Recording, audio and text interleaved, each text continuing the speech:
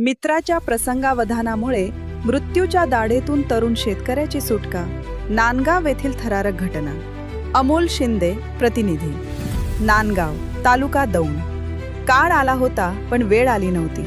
याचा प्रत्यय नांदगाव येथील गणेश रोड परिसरात मंगळवारी दुपारी 3च्या सुमारास आला. ट्रॅक्टरच्या सीटखाली दबा धरून बसलेल्या अतिविषारी घोणस सापापासून तरुण शेतकरी संदीप बाळासाहेब गुंड यांचे प्राण केवळ त्यांच्या मित्राच्या प्रसंगावधानामुळे वाचले. या घटनेने परिसरात एकच खळबळ उडाली असून संदीप गुंड यांना आपला पुनर्जन्म झाल्याची भावना व्यक्त केली आहे. मिळालेल्या माहितीनुसार संदीप गुंड हे मंगळवारी दुपारी आपल्या ट्रॅक्टरने शेतात काकऱ्या मारण्याचे काम करत होते. सुमारे 1 तास ते ट्रॅक्टर चालवत होते. मात्र त्यांच्या सीटच्या अगदी खाली स्प्रिंगच्या अडगळीत एक पूर्ण वाढलेला सुमारे 4 ते 5 फूट लांबीचा अतिविषारी घोणस साप बसलेला होता. याची त्यांना पुसटचीही कल्पना नव्हती.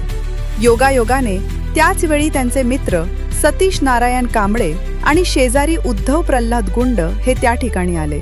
त्यांच्याशी बोलण्यासाठी संदीप ट्रॅक्टरवरून खाली उतरले. बोलत असताना सतीश कांबळे यांचे लक्ष ट्रॅक्टरच्या सीटच्या मागे हालचाल करणाऱ्या सापाकडे गेले. तो साप सीटच्या स्प्रिंगमधून सुमारे 1 फूट बाहेर डोकावत होता. प्रसंगावधान राखून त्यांनी तातडीने संदीप यांना सावध केले, ज्यामुळे मोठा अनर्थ टळला. सीटच्या स्प्रिंगमुळे वाचले प्राण.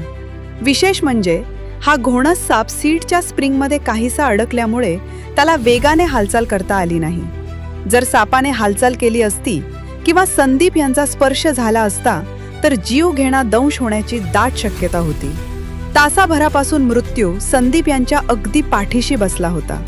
परंतु दैवानुग्रह आणि मित्राच्या सतर्कतेमुळे ते सुखरूप वाचले. आज माझा खऱ्या अर्थाने पुनर्जन्म झाला आहे. आजवर केलेले सामाजिक कार्य आणि पुण्याईमुळेच परमेश्वराने मला या संकटातून वाचवले.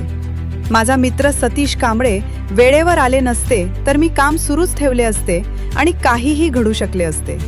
नागरिकांनी आपली वाहने, दुचाकी किंवा शेतीची अवजारे वापरण्यापूर्वी ती नीट तपासावीत. परिसरात स्वच्छता ठेवावी, अशी भावनिक प्रतिक्रिया संदीप गुंड यांनी दिली. या घटनेनंतर परिसरात सर्पदंशाबाबत सावधगिरी बाळगण्याचे आवाहन करण्यात येत आहे.